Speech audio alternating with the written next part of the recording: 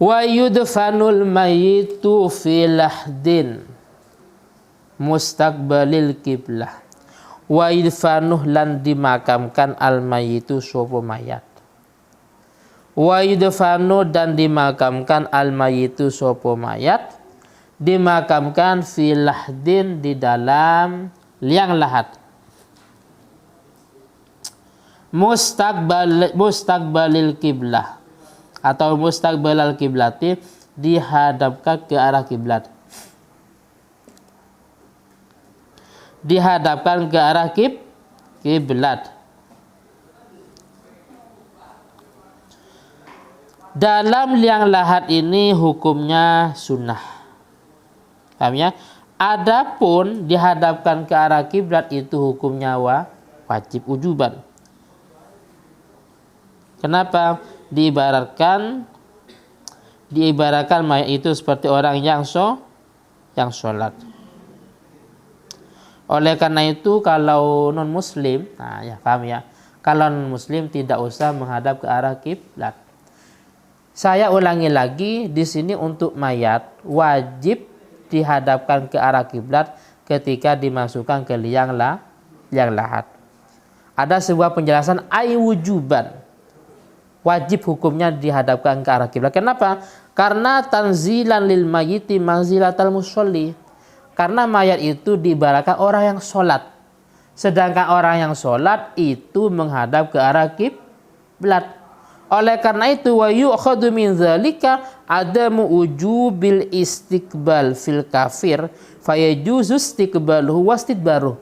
Oleh karena itu ketika mayat itu bukan orang Islam alias non Islam, itu orang kafir, bagaimana? Maka tidak harus menghadap ke arah kiblat. Boleh saja menghadap ke kiblat atau membelakangi kiblat. Paham ya? Jadi kalau non muslim silakan terserah. Tidak harus menghadap ke arah kiblat. Walahduh utawi allahduh bi fathil lami wa dhammiha. Bi fathil lami kalawan dibaca fathah lamnya. Lahdun. Wa dhammiha dan dhammahnya lam. Bisa lahdun, bisa luhdin. Wa sukunil ha'i dan dibaca sukun haknya. Ini menjelaskan tentang definisi liang lahat. Ma iku perkara yuhfaru yang digali opoma. Yuhfaru yang digali opoma. Oh iya. Apa lanjutannya? Iya, saya pakai Fathul Qorib ya. Lah mulai tadi nggak nyambung tak? Lah kok nggak protes?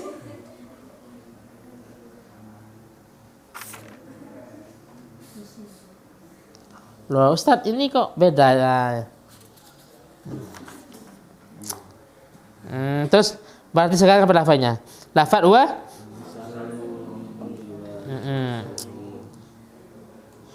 Wa yusallu dan dikeluarkan sopo mayat. Dikeluarkan mingki bali roksi dari arah kepalanya mayat. Birifkin dengan cara halus. Ini cara memasukkan mayat ke liang lahat ya. Dari kepalanya dengan cara halus, enggak boleh kasar. Wa yaqulu, benar ya? Wa yaqulu lan berdoa alladzi sapa wong yulhiduhu yang memasukkan ke liang lahat sapa wong. Orang yang masukkan mayat ke liang lahat membaca doa bismillahi wa ala millati rasulillah. Bismillahi kalawan menyebut nama Allah Ta'ala.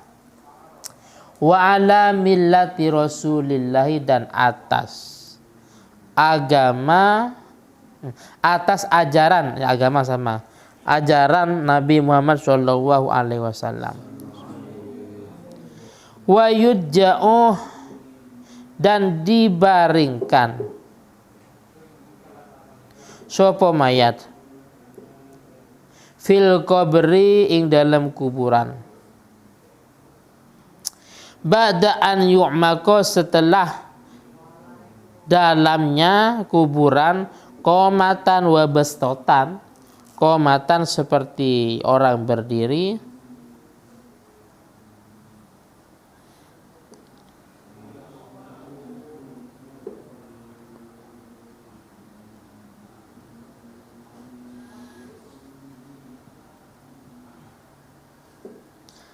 Wa bastotan dan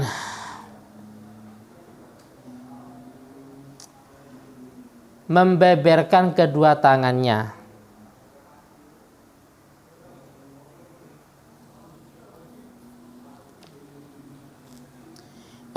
Ini masalah dalamnya kuburannya, dalamnya kuburan.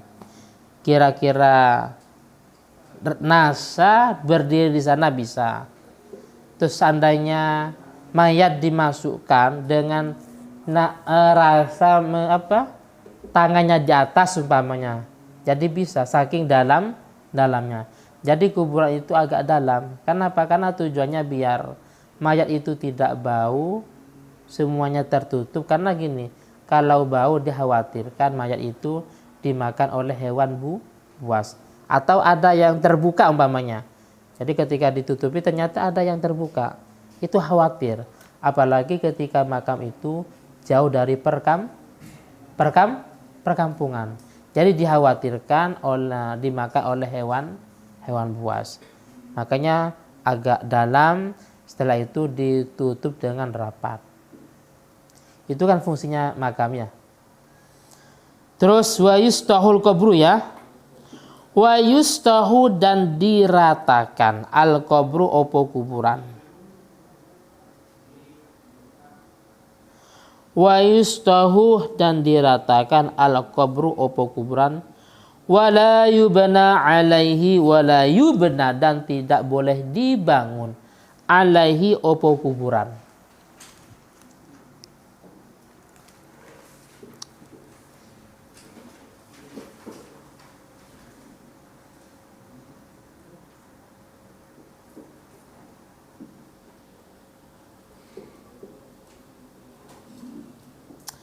Wala yujassasuh dan tidak boleh